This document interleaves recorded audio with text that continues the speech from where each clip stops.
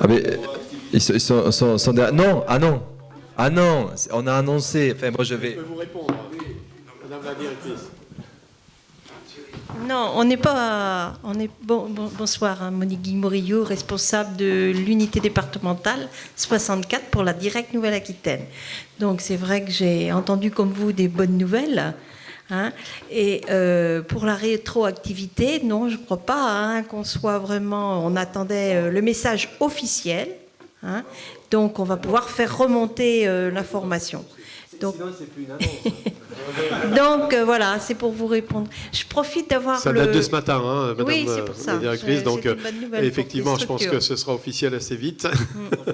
Voilà. Mais j'engage la ministre.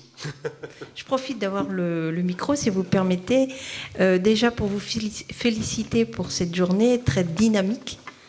J'ai été épatée. Hein. C'est vrai, peut-être service de l'État, on n'est pas habitué à ce rythme en termes de séminaire. Et je pense que c'est un travail de l'ensemble des acteurs ici présents, y compris bien sûr vos services, monsieur le commissaire, et puis bien sûr tous les acteurs.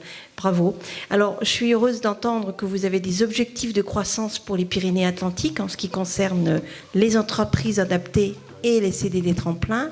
Quand vous regardez la carte du département, moi je suis là que depuis 8 mois, j'ai constaté que les entreprises adaptées étaient surtout implantées dans le Béarn.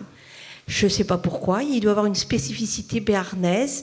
Dans le Pays Basque, je n'ai pas vu autant d'engouement et de développement sur le territoire.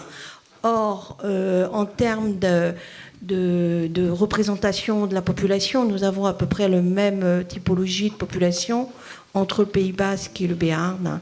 Donc peut-être une réflexion engagée.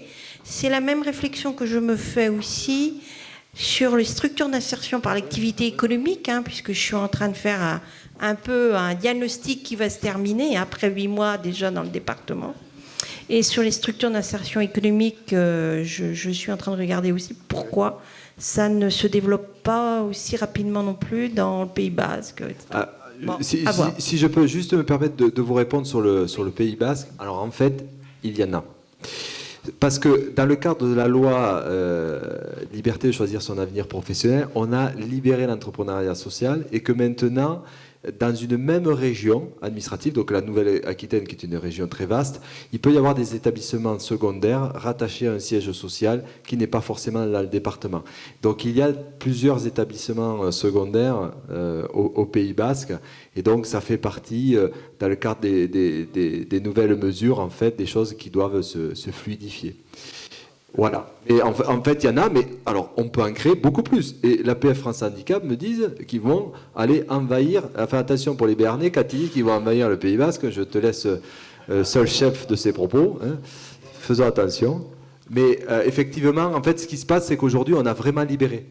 C'est-à-dire qu'il n'y a plus besoin d'avoir un agrément spécifique dans un département pour que justement on puisse créer plus facilement des emplois.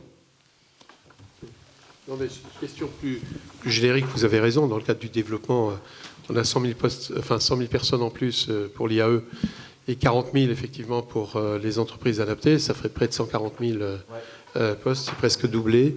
C'est vrai qu'il faut qu'on fasse attention effectivement aux zones blanches, lorsqu'il y en a, hein, peut-être pas le cas effectivement au Pays Basque, ce que tu dis, mais il faut qu'on ait en tête effectivement une perspective de développement aussi territorial. Je pense que c'est important, c'est l'occasion d'inciter à l'implantation, au développement dans ces territoires-là également lorsque c'est nécessaire.